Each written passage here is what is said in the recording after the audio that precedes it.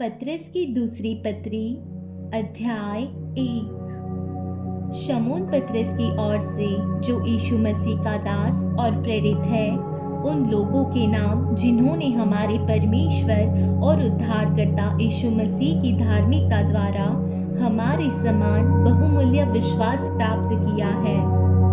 परमेश्वर की और हमारे प्रभु यीशु की पहचान के द्वारा अनुग्रह और शांति तुम में बहुतायत से बढ़ती जाए। ईश्वरीय बुलाहट और चुनाव, क्योंकि उसकी ईश्वरीय सामर्थ्य ने सब कुछ जो जीवन और भक्ति से संबंध रखता है, हमें उसी की पहचान के द्वारा दिया है, जिसने हमें अपनी ही महिमा और सद्गुण के अनुसार बुलाया है, जिनके द्वारा उसने हमें बहुमूल्य और बहुत ही बड़ी प्रतिज्ञाएं दी है, ताकि इनके द्वारा तुम उस सड़ाहट से छूटकर, जो संसार में बुरी अभिलाषाओं से होती है, ईश्वरीय स्वभाव के समभागी हो जाओ। इसी कारण तुम सब प्रकार का यत्न करके अपने विश्वास पर सद्गुण और सद्गुण पर समझ और समझ पर संयम और संयम पर धीरज और धीरज पर भक्ति और भक्ति पर भाईचारे की प्रीति और भाईचारे की प्रीति पर प्रेम बढ़ाते जाओ। क्योंकि यदि ये बातें तुम में वर्तमान रहे और बढ़ती जाए, तो तुम्हें हमारी प्रभु यीशु मसीह की पहचान में निकम्मे और निष्फल न होने देगी। क्योंकि जिसमें ये बातें नहीं, वह अंधा है और धुंधला देखता है और अपने पिछले पापों से धुलकर शुद्ध होने को भूल बैठा है। इस कारण हे भाइयों, अपने बुलाए जाने और चुन लिए जाने को सिद्ध करने का भली भांति यत्न करते जाओ, क्योंकि यदि ऐसा करोगे तो कभी भी ठोकर न खाओगे। वरन इस रीति से तुम हमारे प्रभु और उद्धारकर्ता यीशु मसीह के अनंत राज्य में बड़े आदर के साथ प्रवेश करने पाओगे। पतरस का अंतिम समय। इसलिए यद्यपि तुम ये बातें जानते हो और जो सत्य वचन तुम्हें मिला है उसमें बने रहते हो, तो भी मैं तुम्हें इन बातों की सुधि दिलाने को सर्वदा तैयार रहूंगा। मैं यह अपने लिए उचित समझता हूँ कि जब तक मैं इस डेरे में हूँ, तब तक तुम्हें सुधि दिला कर उभारता रहूं, क्योंकि यह जानता हूँ कि मेरे डेरे के गिराए जाने का समय शीघ्र आने वाला है, जैसा कि हमारे प्रभु यीशु मसीह ने मुझ पर प्रकट किया है। इसलिए मैं ऐसा यत्न करूँगा कि मेरे कुछ करने के बाद तुम इन सब बातों को सर्वदा स्मरण कर सको। मसीह की महिमा के आंखों देखे गवाह। क्योंकि जब हमने तुम्हें अपने प्रभु यीशु मसीह की सामर्थ्य का और आगमन का समाचार दिया था, तो वह चतुराई से गढ़ी हुई कहानियों का अनुकरण नहीं था, वरन हमने आप ही उसके प्रताप को देखा था।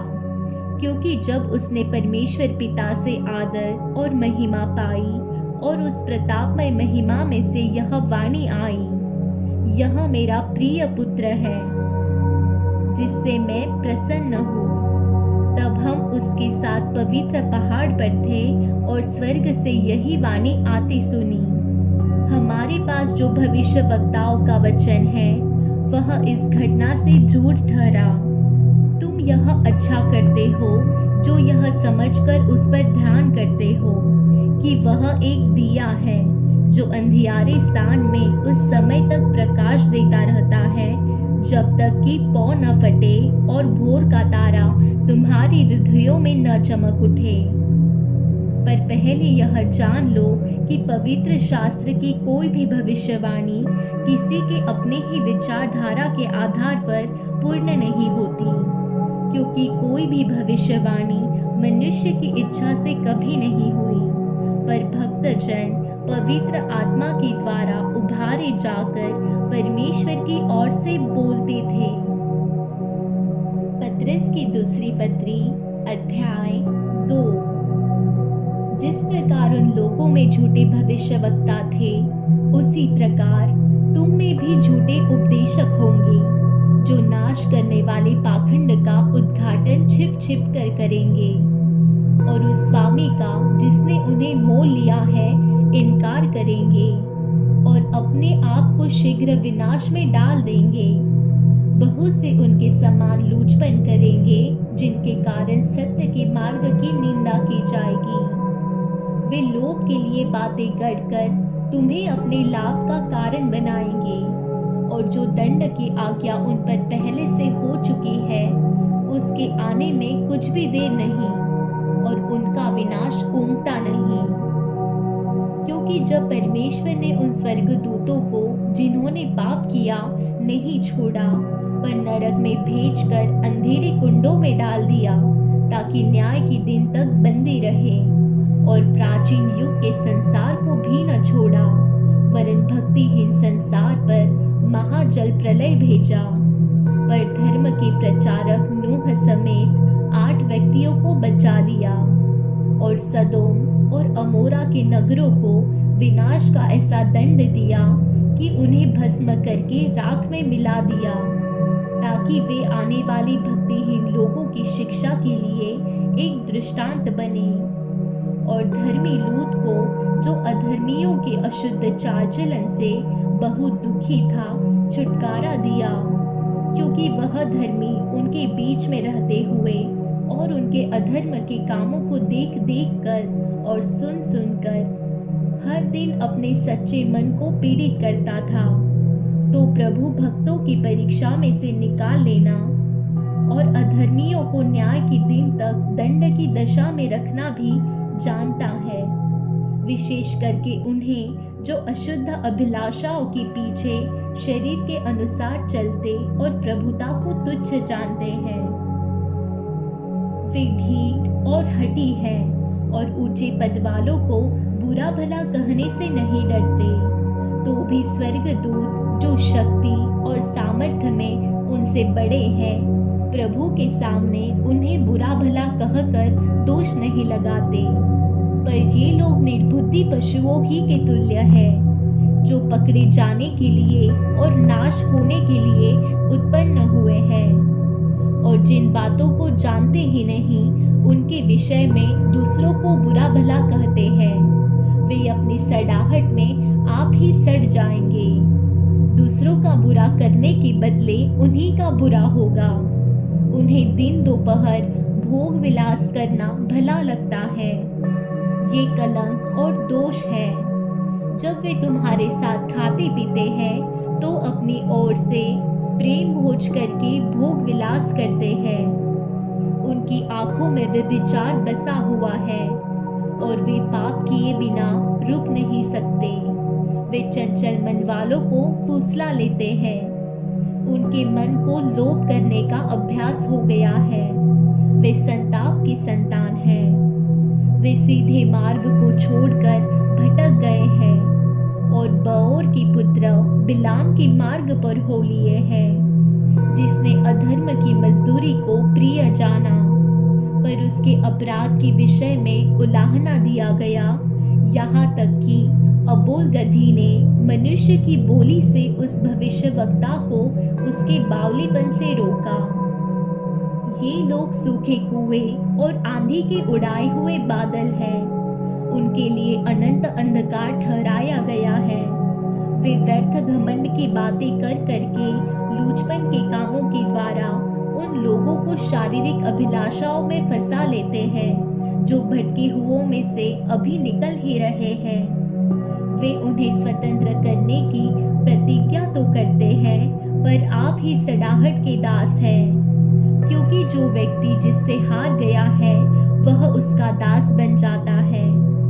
जब वे प्रभु और उद्धारकर्ता यीशु मसीह की पहचान के द्वारा संसार की नाना प्रकार की अशुद्धता से बच निकले और फिर उनमें फंसकर हार गए, तो उनकी पिछली दशा पहले से भी बुरी हो गई है।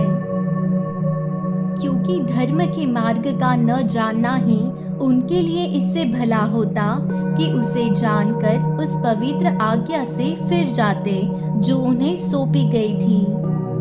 उन पर यह कहावत ठीक बैठती है कि कुत्ता अपनी छाट की ओर और नहलाई हुई सोवरेन कीचड़ में लौटने के लिए फिर चली जाती है।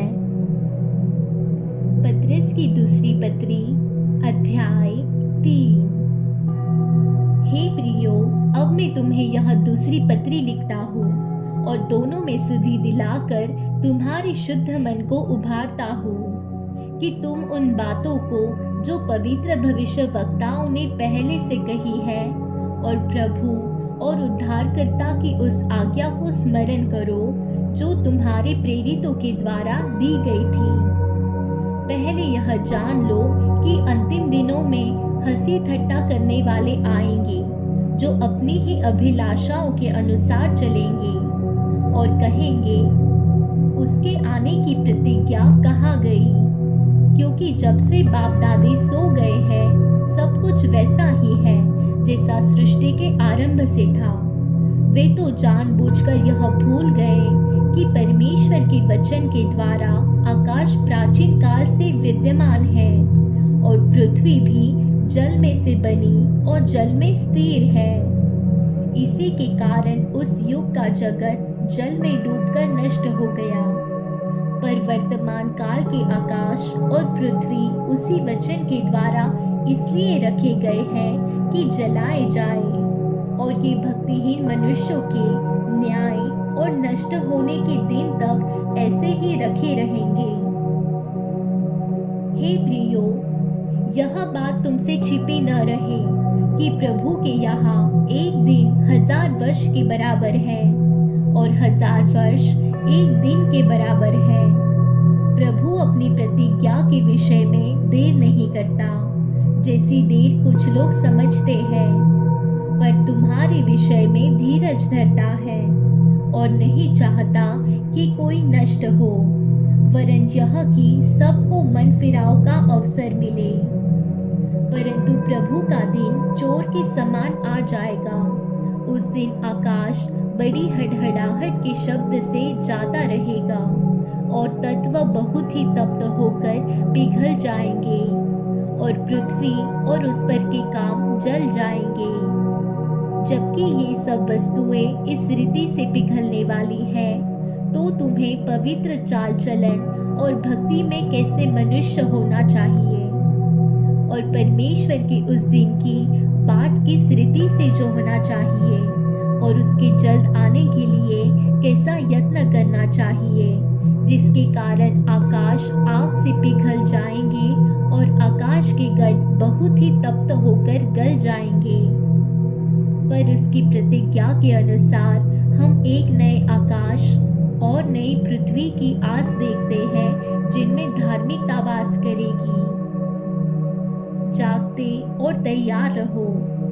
इसलिए हे प्रियो, जबकि तुम इन बातों की आस देखते हो तो यत्न करो कि तुम शांति से उसके सामने निष्कलंक और निर्दोष ठहरो और हमारे प्रभु की धीरज को उद्धार समझो, जैसा हमारे प्रिय भाई पौलुस ने भी उस ज्ञान के अनुसार जो उसे मिला तुम्हें लिखा है। वैसे ही उसने अपनी सब पत्रियों में भी इन बातों की चर्चा की है, जिनमें कुछ बातें ऐसी हैं जिनका समझना कठिन है और अनपढ़ और चंचल लोग उनके अर्थों को भी पवित्र शास्त्र की अन्य बातों की तरह खींच तान कर अपने ही नाश का कारण बनाते हैं। इसलिए हे प्रियो, तुम लोग पहले ही से इन बातों को जानकर चौकस रहो, ताकि अधर्मियों के भ्रम में फंसकर अपनी स्थिरता को कहीं हाथ से खो न दो, पर हमारे प्रभु और उद्धारकर्ता यीशु मसीह के अनुग्रह और पहचान में बढ़ते जाओ। उसी की महिमा अब भी हो और युगान युग होती रहे।